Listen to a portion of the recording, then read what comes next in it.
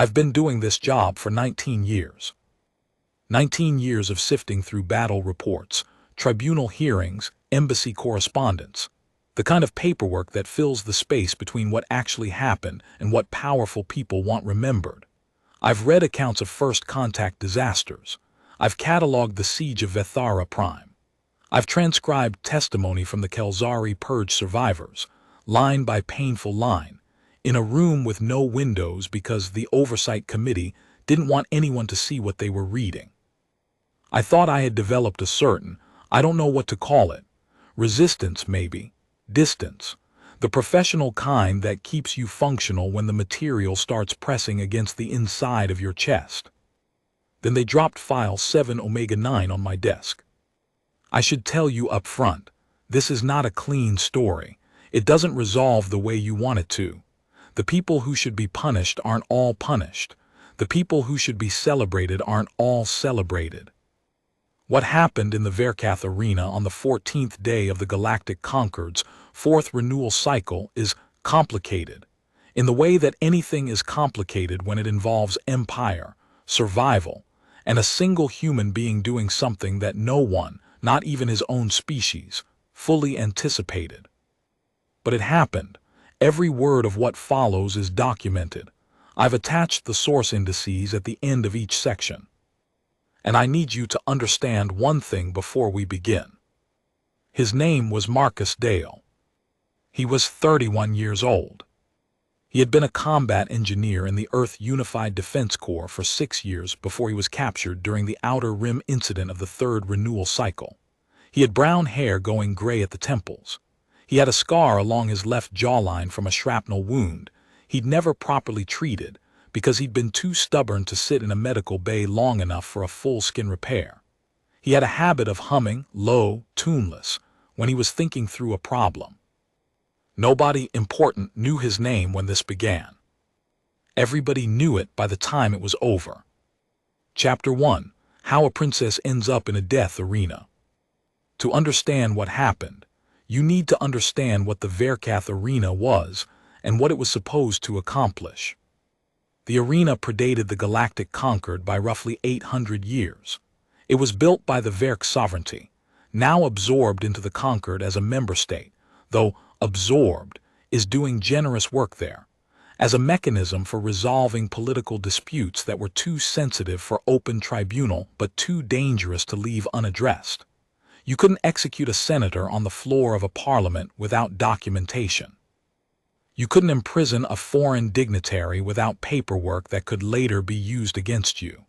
But an arena death, if the rules were followed, if the proper witnesses were present, if the losing combatant sponsor publicly accepted the outcome, left no legal residue. It was theater, and theater, properly performed, let everyone pretend they weren't doing what they were obviously doing. By the time of the fourth renewal cycle, the arena had technically been ceremonial for over 200 years. The Galactic Concord's Charter of Unified Governance explicitly prohibited its use for politically motivated combat. There were 3 separate resolutions on record confirming this prohibition. What the Charter did not prohibit, and what the drafters, suspiciously, had been very careful not to prohibit, was the arena's use for what was called voluntary restitution combat. If a party to a legal dispute voluntarily chose to submit their claim to arena resolution, and if the opposing party agreed, the Charter's prohibition did not apply. The word voluntarily is doing a lot of work in that sentence. Her name was Sarava Val Danath Kaur, and she was the 4th daughter of High Sovereign Danath of the Kaur Ascendancy, one of the Concord's 3 founding member states, and the one most aggressively pursuing military expansion into what the Concord's own maps labeled contested fringe territories, but which everyone with any awareness of the situation knew were human-inhabited frontier sectors. She was 24 years old. She had completed the Ascendancy's equivalent of a postgraduate education in xenobiological diplomacy. She had been, according to the classified interembassy memos I read during my investigation, something of an embarrassment to her family. She had publicly argued twice, against her father's expansion policy. She had submitted a formal dissent memorandum to the Ascendancy's Internal Governance Council at age 22. She had made friends, actual friends, not political contacts, but genuine relationships, with members of 3 species the Ascendancy considered subordinate. She was, in other words, a problem, the kind of problem that doesn't go away on its own. The legal pretext for her arena submission was a territorial dispute claim. Technically, she was the Ascendancy's designated representative in a matter involving contested resource rights in the Danath frontier sector. Technically, she had voluntarily accepted this role as part of her diplomatic function. Technically, she had signed the submission paperwork.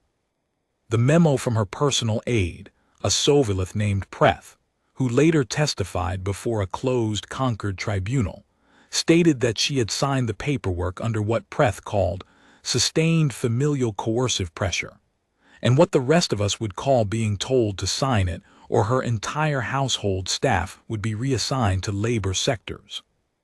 She signed. The Ascendancy's legal team then moved with remarkable speed to appoint a champion for the opposing party, the human representative claim, that would fight in her place, since arena protocol allowed parties to designate combat representatives. The human champion designated on the opposing side was a prisoner of war named Marcus Dale. He did not volunteer. He was told he had been designated. Chapter 2. The Man Who Had Stopped Counting Days. I interviewed 3 people who knew Marcus Dale during his time in the Verkath prisoner processing facility. I'm going to let them speak mostly in their own words, because I think it matters. Testimony of Correctional Officer Banthek Sor, Verkath Processing Facility, recorded Year 4, Cycle 14, Day 3. He was not like the others they brought through. Most human prisoners, they came in scared, or they came in trying not to look scared, which is its own kind of scared. Loud or very quiet, unpredictable. This one, Marcus, he came in and he just looked at everything, quietly. Like he was taking measurements.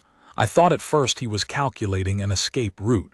I reported this to the senior officer. She said, "Watch him, but don't intervene unless he does something." I watched him for 11 days before he did anything notable. You know what he did? He asked me if there was a way to get more reading material. Not data tablets, he wanted physical printed materials, because the tablet allocation for prisoners only included Concord-approved content, and he was curious, he said, about Verkath cultural history. He wanted to understand where he was. I thought it was unusual. I brought him 3 books. He read all of them and then asked me questions about them. Good questions, the kind that showed he had actually read them. After that, I didn't think he was calculating escape routes anymore. I thought he was trying to understand something. I'm not sure what. Testimony of Prisoner Class Medical Assistant Eula Brennan, Earth Human, recorded Year 4, Cycle 14, Day 7. Marcus? Yeah, I knew him. He was in my intake group. We came through the processing gate together, 14 humans from the Outer Rim sweep. He was the quietest of us. Not sullen, just conserving. Like he'd already done the math on survival and decided that noise was a resource expenditure he couldn't justify. The thing about Marcus that people didn't understand right away was that he wasn't calm because he wasn't scared. He was scared. Anyone who tells you he wasn't scared is romanticizing it, and Marcus would be the first one to tell you that. He was terrified, in that deep down way where it stops feeling like terror and starts feeling like weight. But he'd been in worse situations before the capture. He told me once about a cave-in during a demolition op where he'd spent 17 hours buried in a tunnel that was too small to turn around in, and he'd learned that panic was information you had to process and then set aside, or it would use you up before the actual danger did. When they told him about the arena, I was there when they told him. He didn't react the way they expected. The processing officer who informed him was clearly prepared for anger or begging. Marcus asked 3 questions. He asked what the rules of engagement were. He asked who his opponent was. And then he sat very still for a long moment and he asked, "What happens to her if I lose?"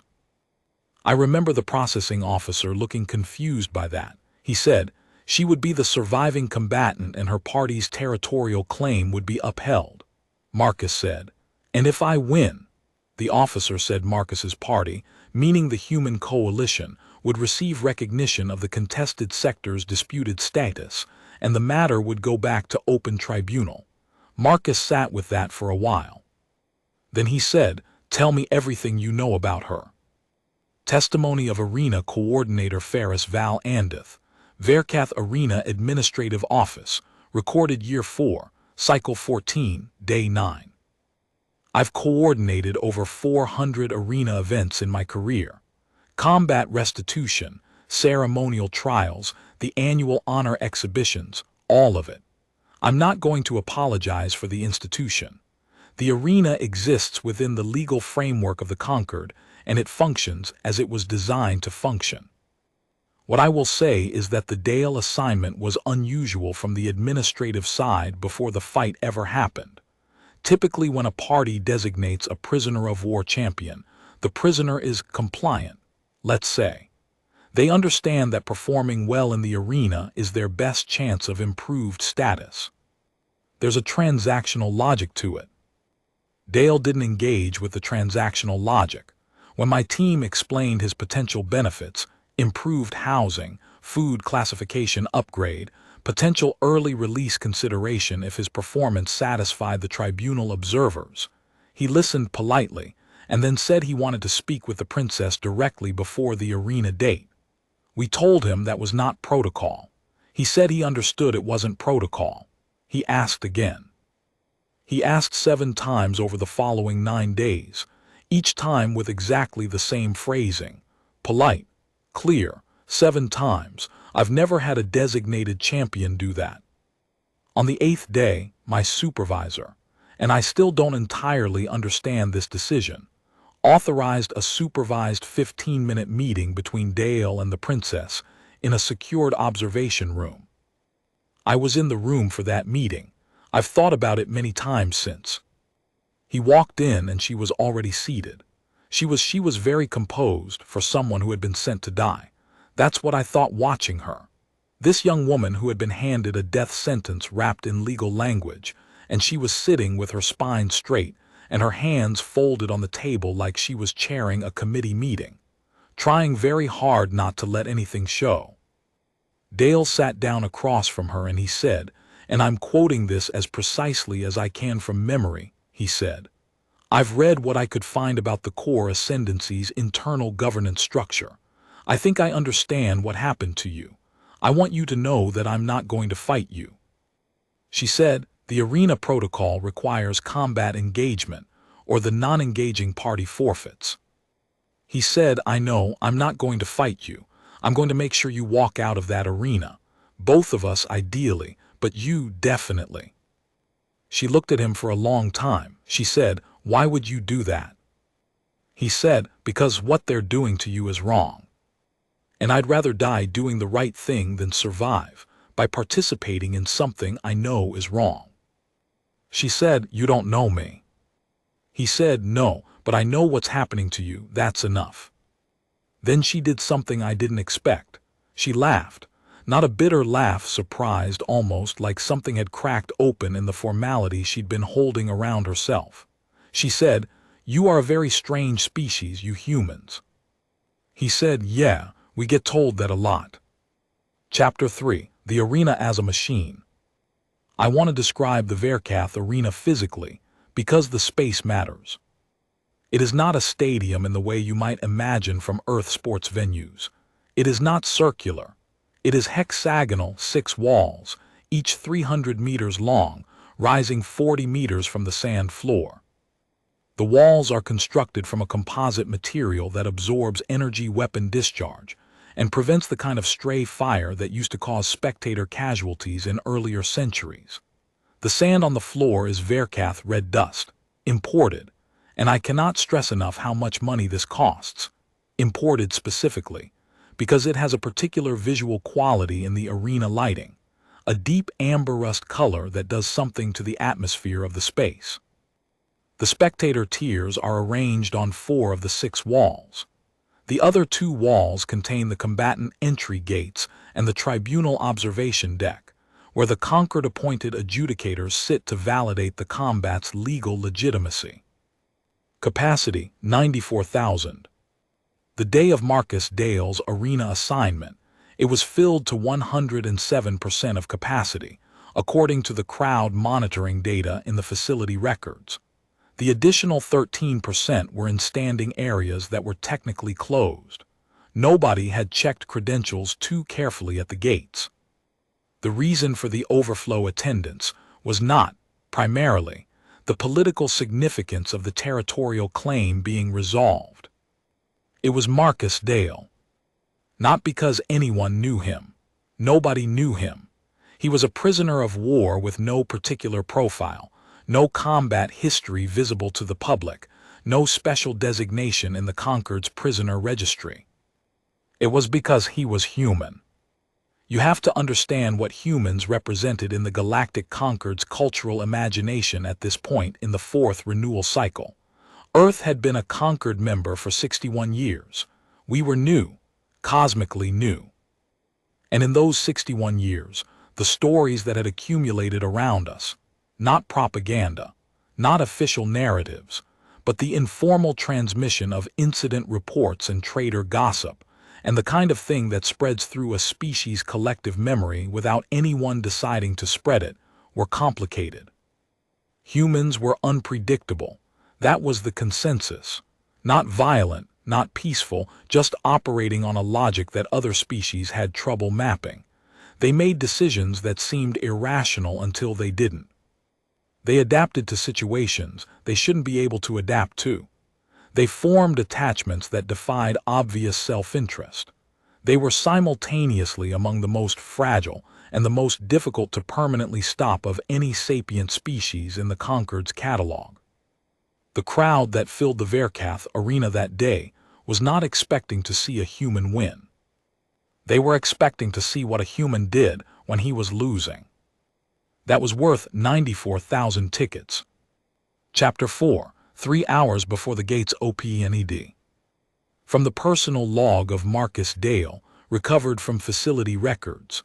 The log was kept on a paper notebook, contraband, technically, but the processing officers had allowed it after the Eula-Brennan intercession and was transcribed to digital archive after the incident. Day 47 of captivity, Arena Day. They gave me the kit this morning. Standard arena issue for a human designation. Wrist-mounted kinetic blade, forearm shield panel, leg plate armor that I think is designed for a species with different proportions because it fits wrong around the knee joints, and a helmet with a visibility visor that I immediately noticed has a minor crack in the left sensor node.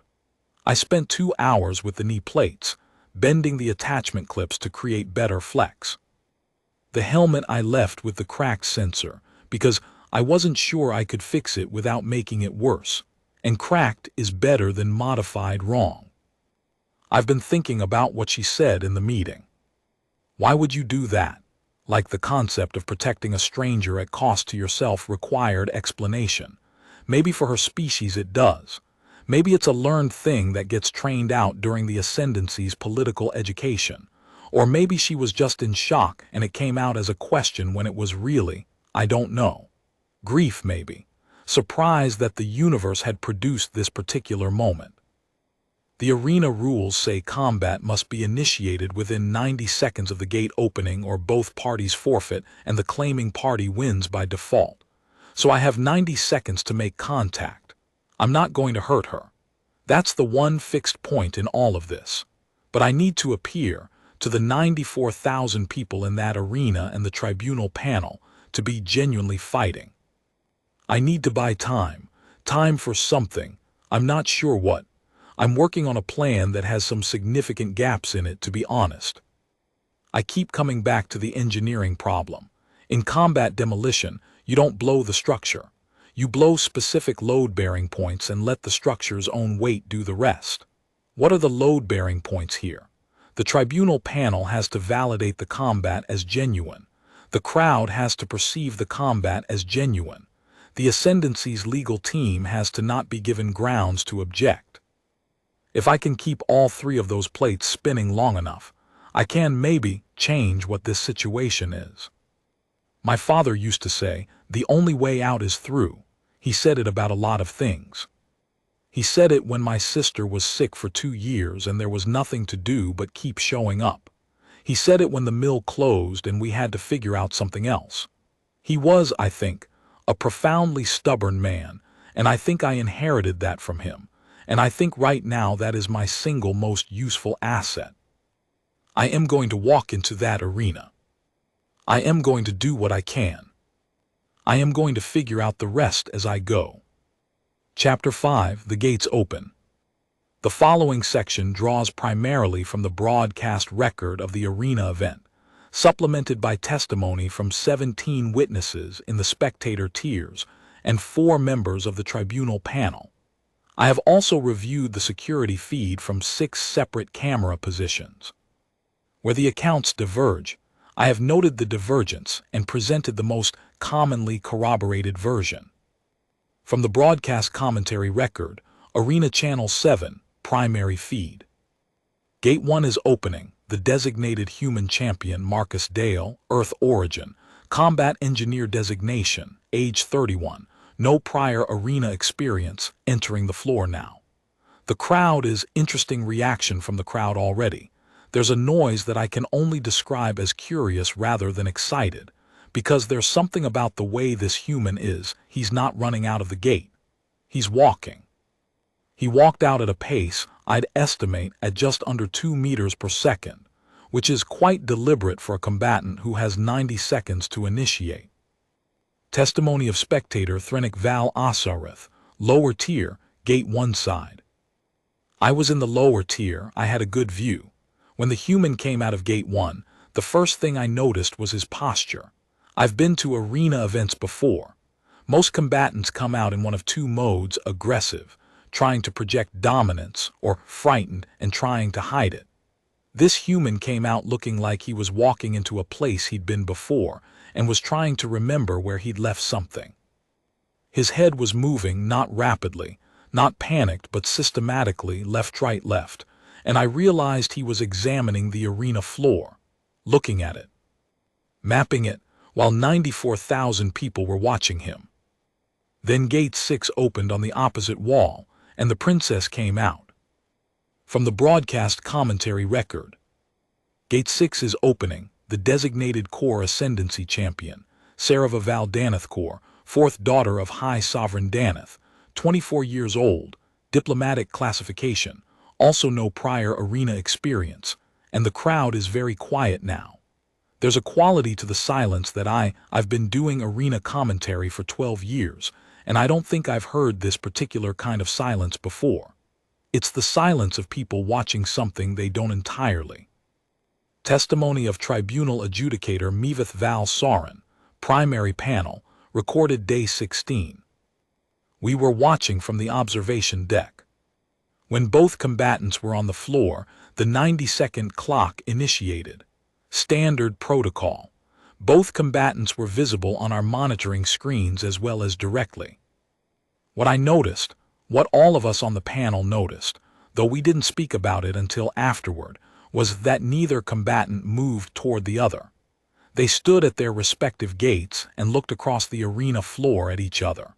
The distance between them was approximately 280 meters. They couldn't possibly have seen each other's faces clearly at that distance.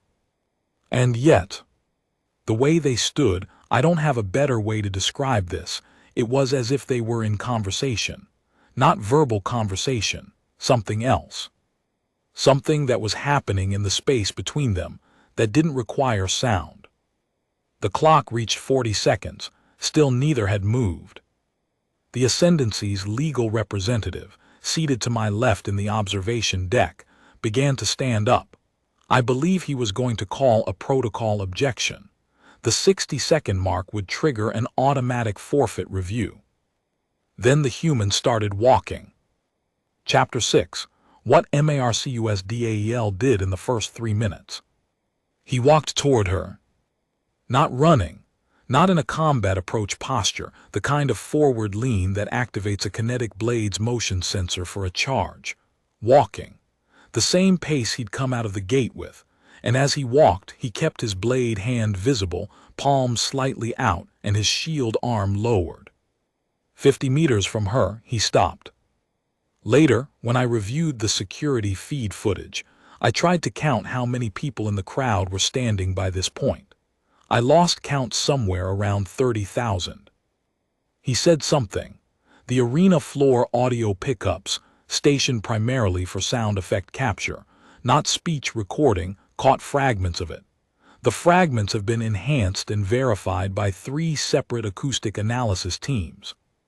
He said, "I told you I wouldn't fight you. I meant it.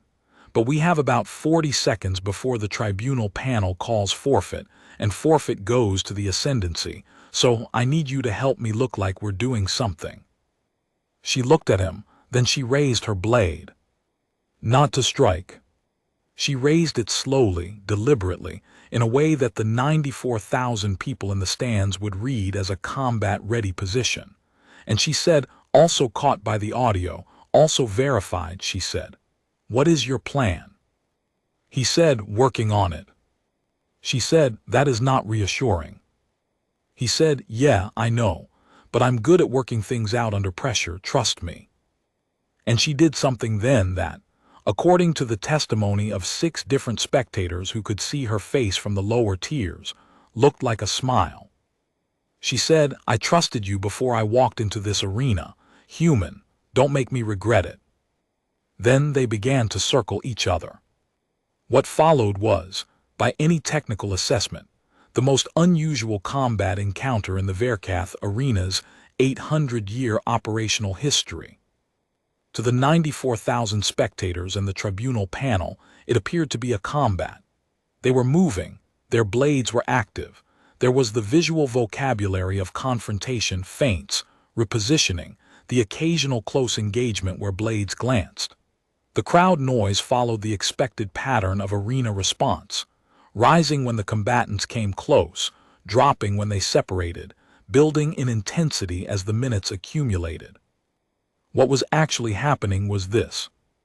Marcus Dale was keeping them moving, keeping her in positions that read as offensive but required nothing from her that would result in contact.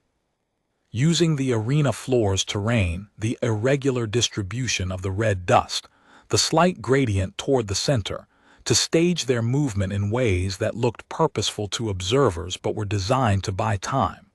And he was talking. He was talking to her the entire time. We have partial reconstructions from the audio record and from Sarava Val Danath Kaur's own later testimony. He talked about engineering problems.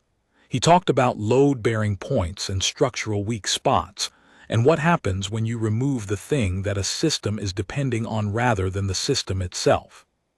He talked about the tribunal panel's legal requirements for validating the combat, and what their validation criteria actually said, and whether genuine combat required actual injury or whether it required the appearance of combat pursued in apparent good faith. She listened, she answered, she started asking questions. At the 7-minute mark, she said something that changed the course of what happened next. She said, "The adjudicator on the primary panel, the one in the blue robe, his name is Mevith Val Soren. He graduated from the Concord's Legal Charter Academy the same year I completed my diplomatic certification. I know his work. He has written 3 published analyses of the arena's voluntary submission clause, and in all 3, he argued that the voluntary component requires what he called uncoerced capacity for refusal." Marcus Dale stopped moving. He looked at her. He said, "Say that again."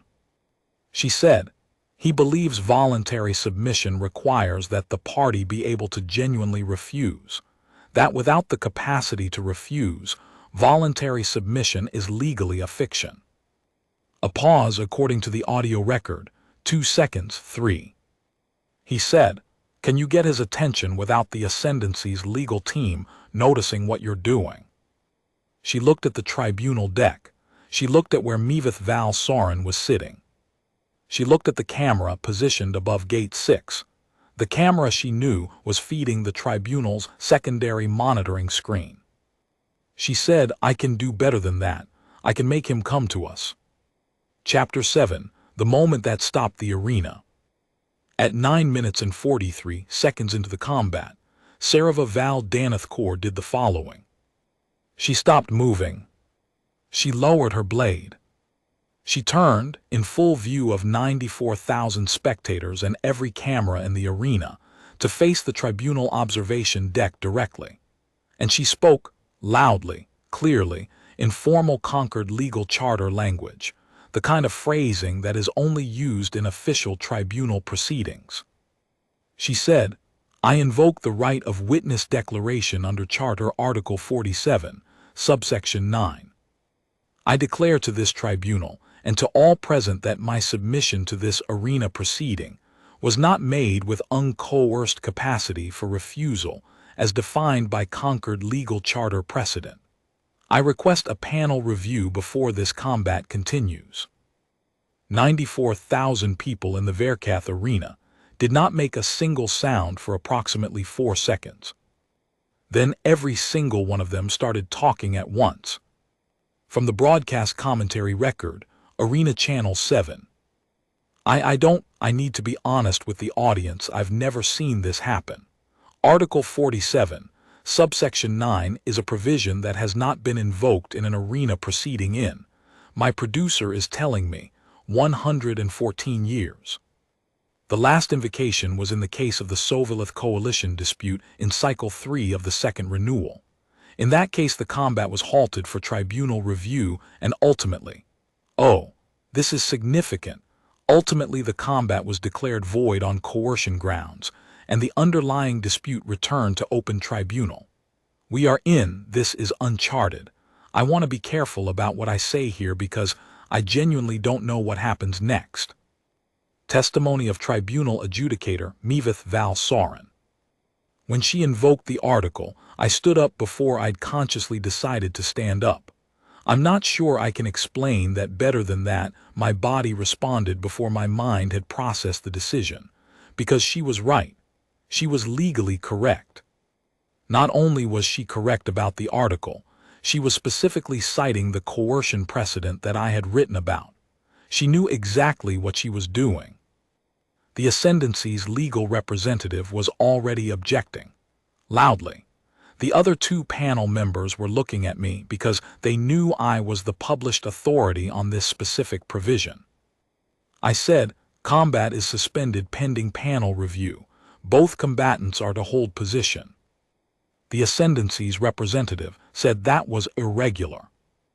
I said that invoking Article 47, subsection 9, was explicitly defined as grounds for combat suspension in the arena's own operating protocol, Section 12, Paragraph 4, and that if the Ascendancy's legal team was unfamiliar with the operating protocol, they were welcome to read it while the panel conducted its review.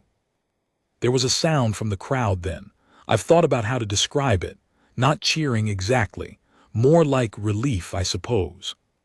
The sound of 94,000 people exhaling at once. Chapter 8. What happened when the arena went quiet?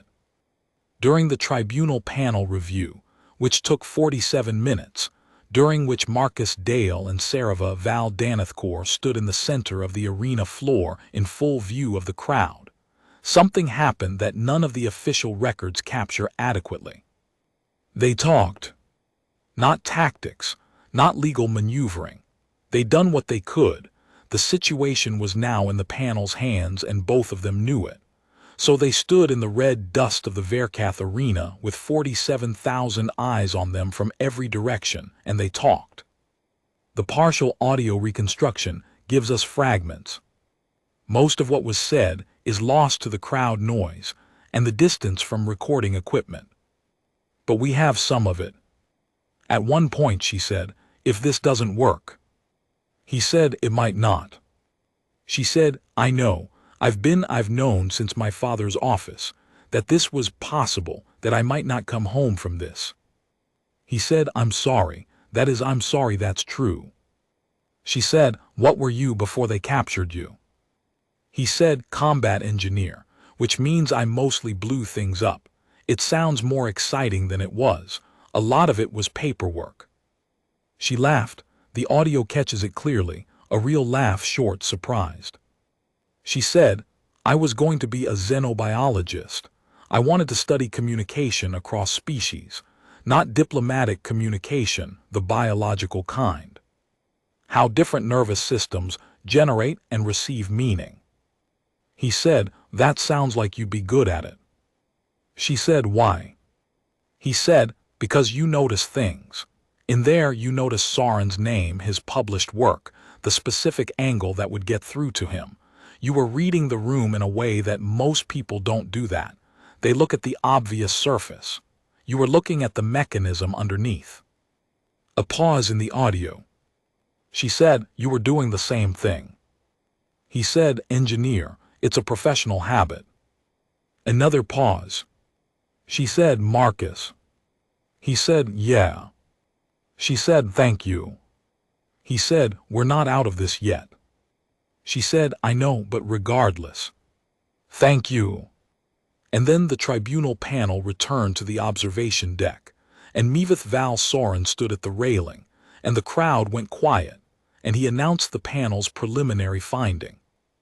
Chapter 9, The Finding.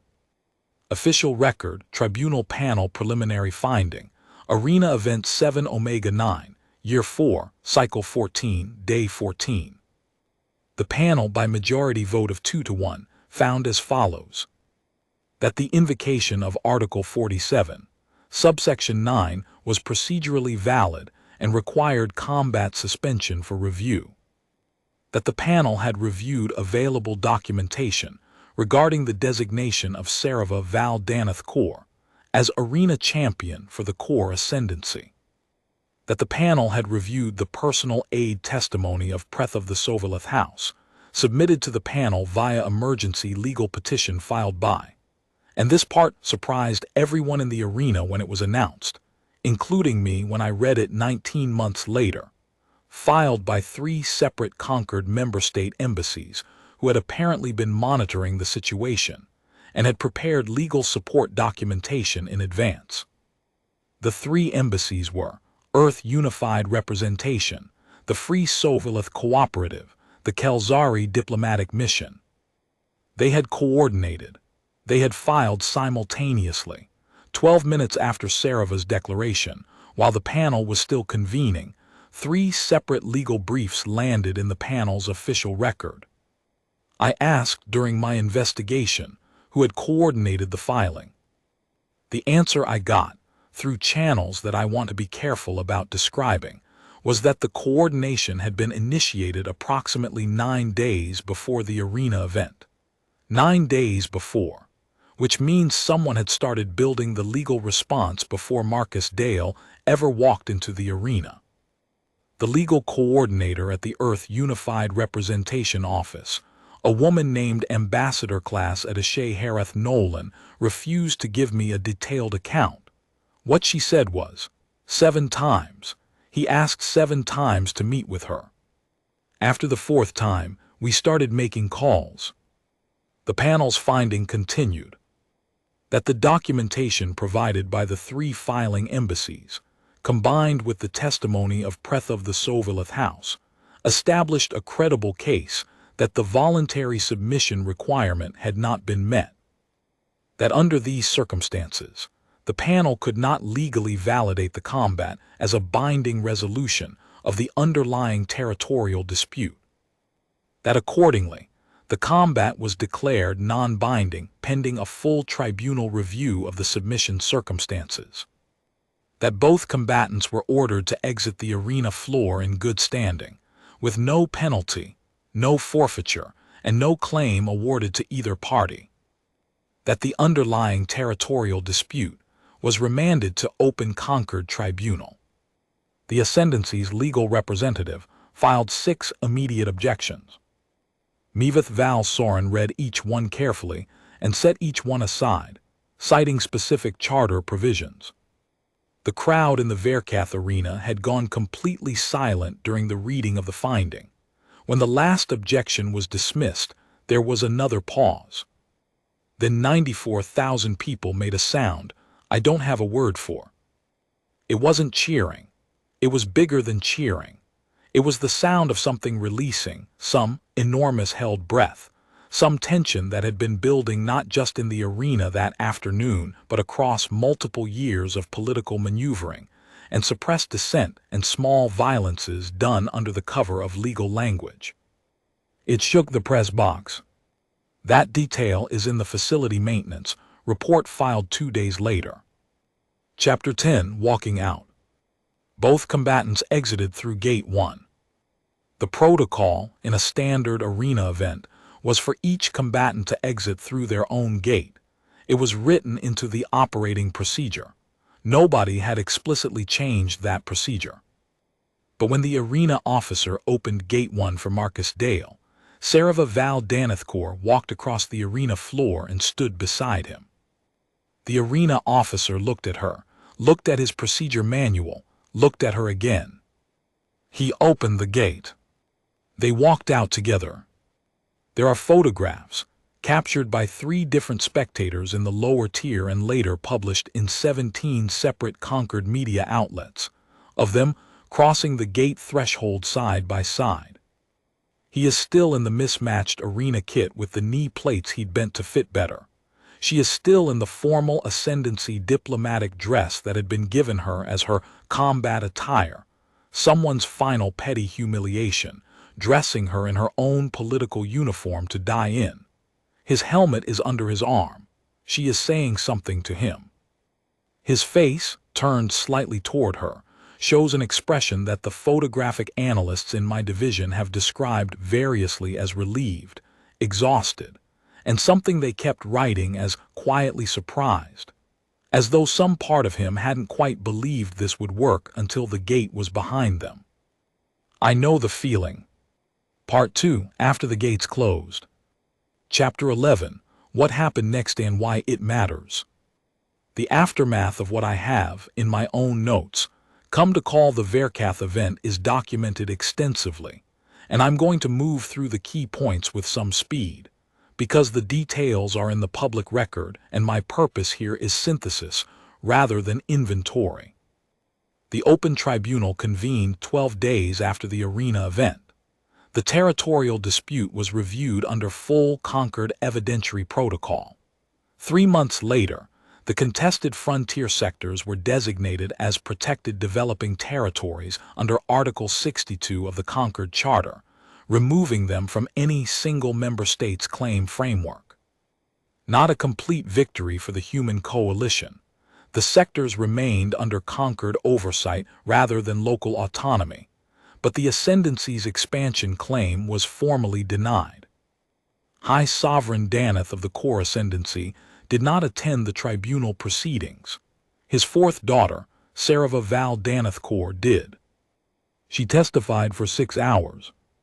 She is currently, and this is on the public record, the Core Ascendancy's designated representative to the Concord Standing Committee on Contested Territory Protocol, a position that, as of my writing this archive, she has held for 11 months and used to introduce 3 substantial revisions to the voluntary submission framework.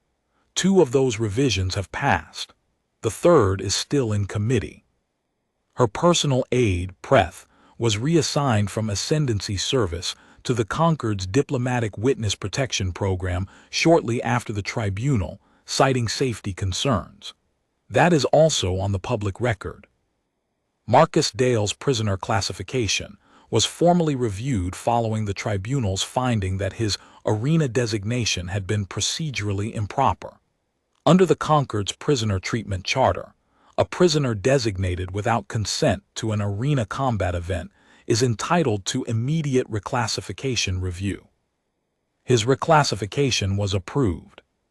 He was released from the Verkath processing facility 2 months and 9 days after the arena event.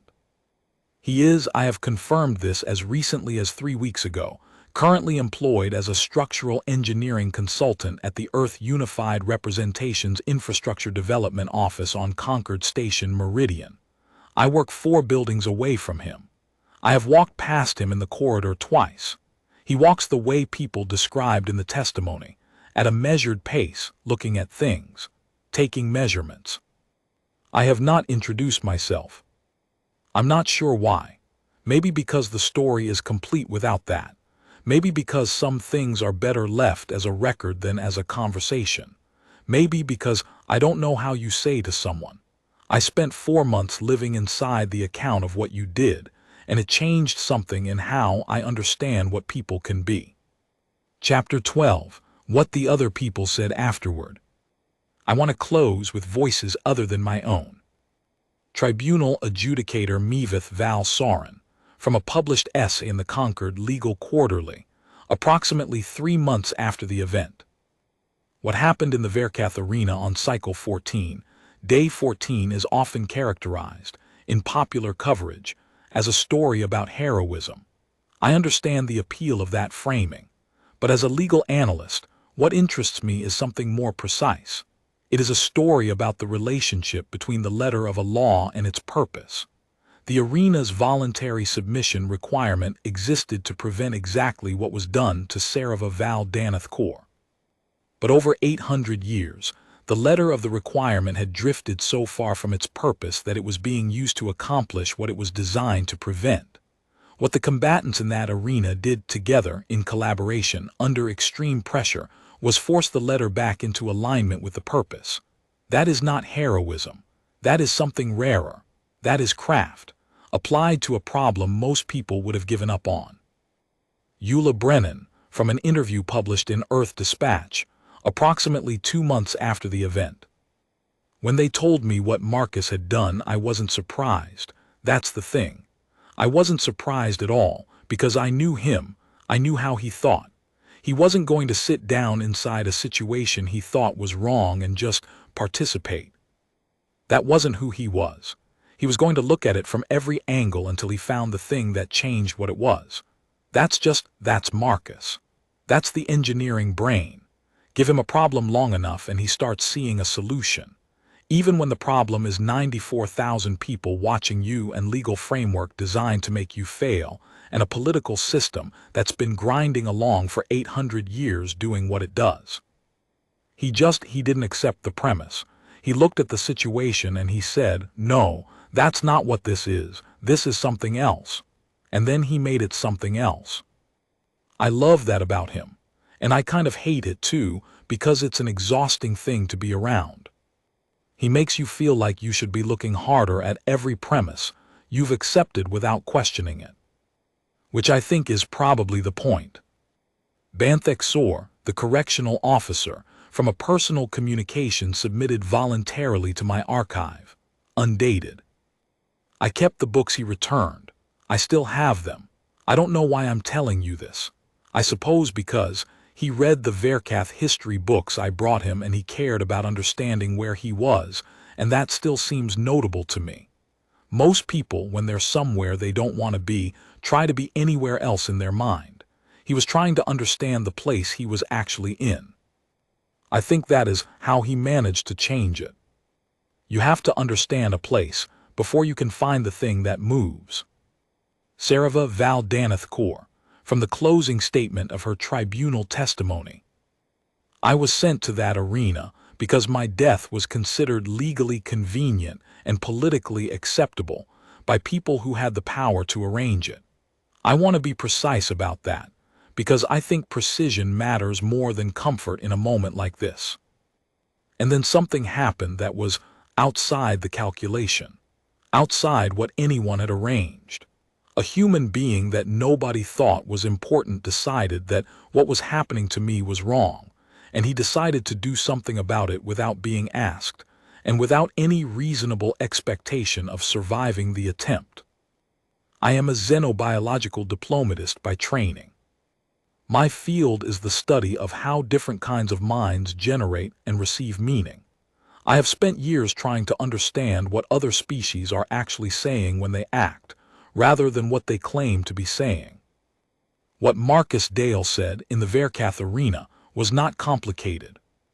He said, "You matter, not because of who your father is or what your title is or what your death is worth to someone's legal strategy. You matter because you're here and you're a person, and what's being done to you is wrong." He said that not in words, he said it by walking. That is, in my professional assessment, the clearest communication I have ever witnessed across the species boundary.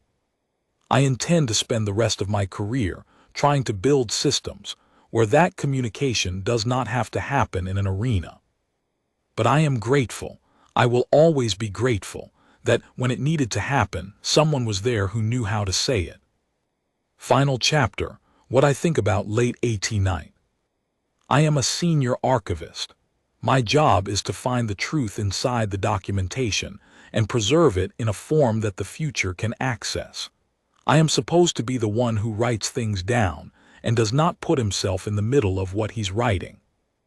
I've tried to maintain that in this account. I've tried to let the testimony speak and let the documentation sit on its own. But I'm going to give myself one paragraph at the end of this, just one.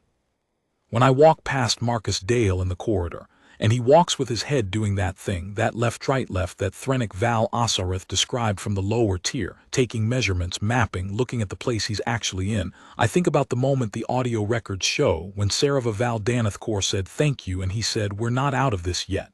He didn't say you're welcome. He didn't say it's nothing. He said, "We're not out yet," present tense, ongoing. Meaning, I know what's happening between us, and I'm not going to pretend we've arrived somewhere we haven't, but I'm here, and we're doing this together, and I'm not going anywhere. That is, in my 4 months inside this file, the sentence I keep coming back to. We're not out of this yet. I think that is what humans say, in the language Sarava was learning to translate. I think that might be the most human thing there is.